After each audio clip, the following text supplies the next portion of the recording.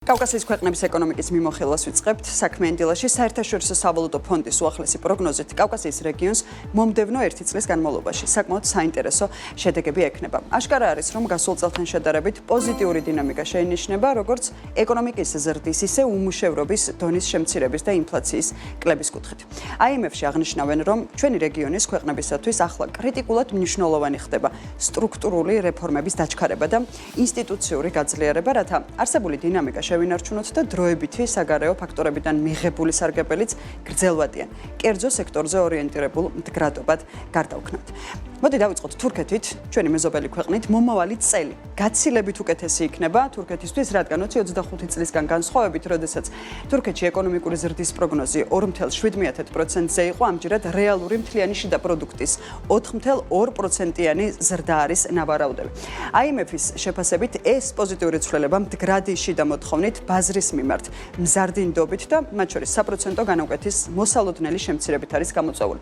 თუ 2025 წელს განაკვეთის საშუალოდ 40%-ზე იყო, ახლა უკვე ის 37%-ზე არის ჩამოსული და მკაცრი მონეტარული და ფისკალური პოლიტიკის შედეგად წლის ბოლოსთვის ინფლაციის დონე სავარაუდოდ გაუტოლდება 23%-ს. აქვე ისიც უნდა ვთქვათ, რომ მიმდინარე ანგარიშის დეფიციტი, რაც სახელმწიფოს ეკონომიკური განვითარებისთვის ერთ-ერთი კრიტიკული საკითხი არის, ამჯერად რჩება უცვლელი. მსგავსი ვითარება გვხდება სომხეთის შემთხვევაშიც, სადაც მიმდინარე ანგარიშის დეფიციტი გასული წლის მსგავსად სომხეთში 4.7%-ზე ნარჩუნდება. სამაგიეროდ მთლიანი შიდა პროდუქტის 5.5%-იანი ზრდა ნავარაუდები არის ჩვენს მეზობელ სახელმწიფოში, რაც ეკონომიკის გრძელვადიან პოტენციურ ნიშნულთან დაახლოებას და მყარ მაჩვენებლებზე მიუთითებს. აქვე სომხეთის შემთხვევაში IMF-ში მიიჩნევენ, რომ აღნიშნულ ზრდას მნიშვნელოვნად შეუწყობს ხელს მსხვილი ინდუსტრიული პროექტები და მათ შორის ოქროს მოპოვების საბადოს ექსპლუატაციაც. მაღალი ალბათობით თავის წვლილს შეიტანს ამერიკული მსხვილი ინვესტიციაც ბირთვულ ენერგეტიკაში, 0.5%-ით შემცირდება ინფლაციაც IMF-ის პროგნოზით სომხეთში, რაც შეეხება უმუშევრობის დონეს, მართალია ის კვლავ მაღალ 13.6%-იანი ნიშნულზე იქნება, თუმცა წელთან შედარებით 4.1%-ით დაიკლებს უმუშევრობის დონე სომხეთში. და აქვე ერთი დეტალიც სომხეთის პრემიერ-მინისტრის ნიკოლ ფაშინიანის განცხადებით, 1 აპრილიდან ქვეყნის მასშტაბით პენსია 10.000 დრამით გაიზრდება. სომხეთში ამჟამად საბაზისო ხელფასი შეადგენს 24.000 დრამს, ეს დაახლოებით დოლარში რო გადავთარგმნოთ, ნიშნავს თითქმის $65. შესაბამისად 24.000 დრამის საბაზისო მაჩვენებლის საფუძველზე გამოთვლილი ყველა პენსია ახლა უკვე სომხეთში იქნება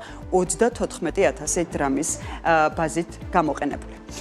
გადავინაცვლოთ უკვე ჩვენს კიდევ ერთ მეზობელ ქვეყანაში უარყოფითი მიმდინარე ამ ანგარიშის მქონე ორი ქვეყნიდან ვგულისხმობ ამ შემთხვევაში სომხეთს და თურქეთს, რომელსაც სტაბილური პროფიციტი ახასიათებს.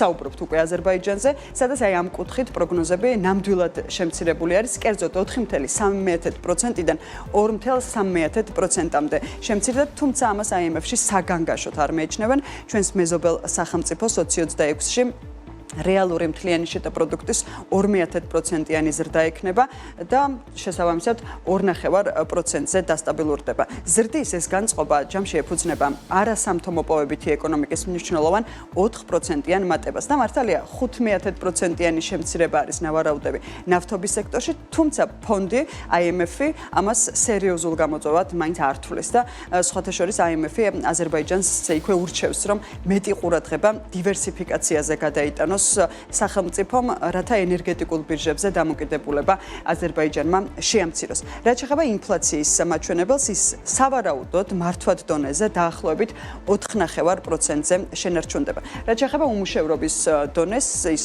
5.5%-დან 5.3%-მდე ჩამოვა. ფონდი აქვე ჩვენს მეზობელსაც ურჩევს, რომ სტრუქტურულ ცვლილებებს უფრო მეტი დრო დაუთმო. ახლა რაც შეეხება უკვე ჩვენს ქვეყანას.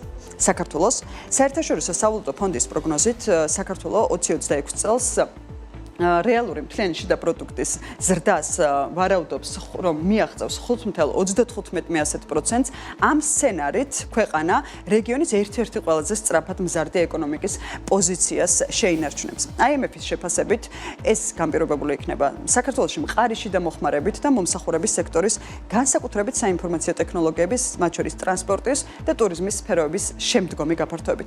მიუხედავად იმისა, რომ მიგრაციის და ტრანზიტული ვაჭრობის ეფექტები შენელებული არის ინფრასტრუქტურული ინვესტიციები და მათ შორის ფულადი გზავნილებიც, მძლავრი ნაკადები ეკონომიკური აქტივობის სტაბილურ საფუძველს შექმნის ქვეყანაში. სამწუხაროდ 0.3%-ით გაიზრდება წელს ინფლაცია IMF-ის პროგნოზით, რაც ეროვნული ბანკის 3%-იან ნიშნულს აღემატება და აღემატება გასული წლის 3.1%-იან პროგნოზსაც. ამიტომ IMF-ში საქართველოს მოუწოდებენ ფრთხილი მონეტარული პოლიტიკა გავატაროთ, რათა ფასების სტაბილურობა ქვეყანაში შევინარჩუნოთ, განსაკუთრებით გლობალურ ბაზრებზე ენერგეტიკის ფასების შესაძლო მერყეობის ფონზე. IMF-ის ვარაუდით, უმუშევრობა საქართველოში 13.1%-მდე ჩამოვა, რაც გასულ წელს თუ შევადარებთ, პროგნოზი იყო გაცილებით უკეთესი 13.4%, თუმცა გაცილებით უკეთესი არის ეს პროგნოზიც, ცხადია, დამაკმაყოფილებელი ჯამში მაინც ვერ იქნება.